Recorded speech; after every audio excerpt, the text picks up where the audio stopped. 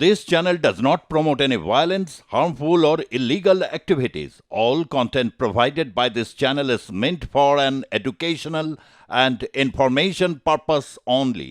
Doctor ইউনূসকে যে কেন তিনি নিজে বলেছিলেন এই ছাত্র সমন্বয়করা তাকে বসিয়েছেন ক্ষমতায়, আমি ওদের তারা বলবে আমি চলে যাব। এখন ছাত্র সমন্বয়করা বসিয়েছেন, 52 জনের সমন্বয়ক টিম তৈরি করা হয়েছিল। মাহফুজ আলম তিনি 52 জন মাস্টার মাইন্ড। এখন অবশ্য অনেক সমন্বয়কে সবাই নিজেদের মাস্টার মাইন্ড বলে দাবি করে। এই যে ইউনূস সাহেবের আপনি কথা বললেন, তাকে ইউনূস সাহেব প্রথম দিন বলেছিলেন তা আমাকে বসিয়েছে এরা ডেকে। তার মানে এই যে তত্ত্বাবধায়ক সরকার সো কল্ড, এর মালিক কিন্তু ইউনূস নন, এর মালিক কিন্তু যারা বসিয়েছিল তারা। তাহলে ইউনূস সাহেবের এখন মানে তত্ত্বাবধায়ক সরকারের প্রধান হয়েও কিছু করার নেই, তার মানে উনি কিন্তু পুতুল। তাহলে একটা দেশ যেটাকে বলছে বিপ্লব করে পরিবর্তন হয়েছে, যেটাকে বলছে গণ অভ্যুত্থান করে পরিবর্তন হয়েছে, সেই দেশের যিনি তত্ত্বাবধায়ক সরকারের প্রধান তিনি পুতুল, তার প্রভুরা কিন্তু সব সমন্বয়করা।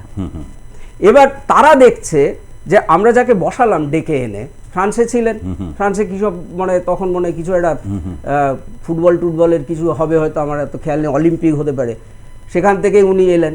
মানে এই বাংলাদেশে যখন ঘটনাক্রমগুলো ঘটছে যাই হোক না কেন, ইউনূস সাহেবের কোনো ভূমিকা নেই কিন্তু সেই অর্থে। উনি তখন আনন্দে একটা অন্য সরকারের আতিথেয়তায় সেখানে তার বিলাসবহুল জীবনযাপন করছেন। নামে গ্রামীণ ব্যাংকের জামা কাপড় পরেন, কিন্তু প্রচুর টাকার মালিক। না হলে এর আগের আমেরিকার নির্বাচনে ওই এত কোটি টাকা তিনি ওই মানে ডেমোক্রেটিক পার্টিকে দান করতেন না, দিয়েছিলেন। তাহলে এই জায়গা থেকে তিনি বসাচ্ছেন কাদেরকে খুঁজে খুঁজে, যারা আওয়ামী লীগের তরফ থেকে একটু সেফগার্ড হবে। কারণ আপনি দেখবেন যাদেরকে সমন্বয়ক হিসেবে বসিয়েছেন, আমরা নিজেরাও আলোচনা করছিলাম, আমরা নিজেরা যে তাতেও কিন্তু আওয়ামী লীগপন্থী লোকেরা আছে এবং সংখ্যায় অনেক।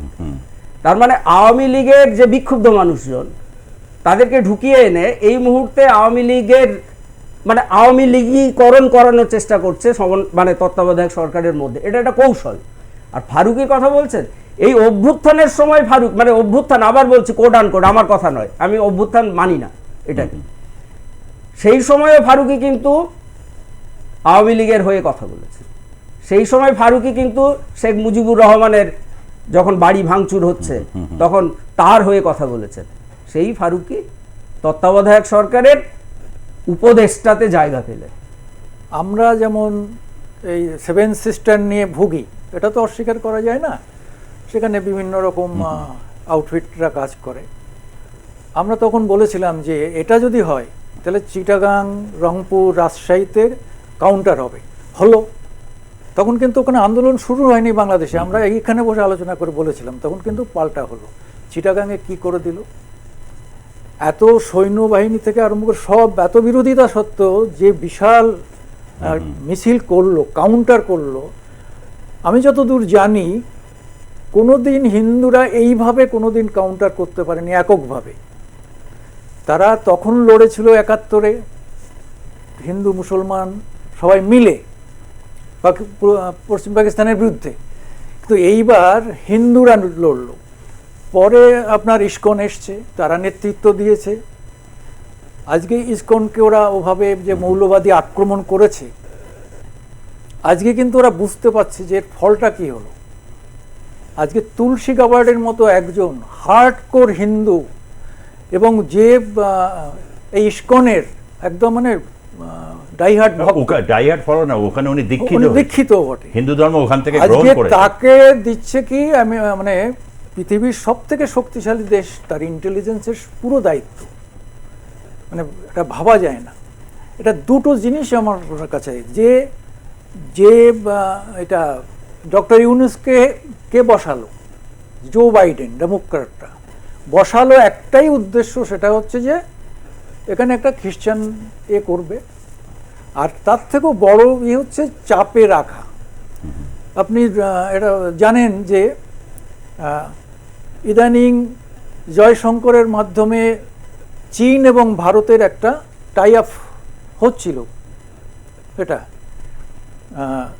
সেটা কিন্তু ওদের একটা দারুণভাবে ধাক্কা দিয়েছে যে যদি চীন আর ভারত এক হয়ে যায় তাহলে এশিয়াতে আমরা আর নাক গলাতে পারবো না। শুনুন, ডক্টর ইউনূসের একটা জায়গায় লক্ষ্য করুন, ওর হাত থেকে আমেরিকা চলে গেছে, ওর কেউ নেই। ও এখন পাকিস্তানের সঙ্গে যোগাযোগ করে সেখান থেকে অস্ত্র আনছে, জাহাজে করে অস্ত্র আসছে। এই যে একটা ভয়ঙ্কর খেলা খেলছে, মানে যদি সেনাবাহিনীর সঙ্গে ক্লাশ লাগছে শুনছি, যদি সেনাবাহিনীর সঙ্গে ক্লাশ লাগে তাহলে তো আমাদের দুশ্চিন্তার কারণ নেই, কিন্তু সেনাবাহিনীও যদি ওর লাইনে চলে যায় এবং পাকিস্তানের থেকে ওই অস্ত্রপাতি এনে এখানে যদি যেটা আপনি সেভেন সিস্টারের কথা বলছেন, এখানে যদি প্রথম আর কি 1971 সালের পর প্রথমবার হচ্ছে একটি পণ্যবাহী জাহাজ সরাসরি বাংলাদেশে এসে উপস্থিত মানে হলো, এবং সেটার মধ্যে কি আছে নোবডি নোজ।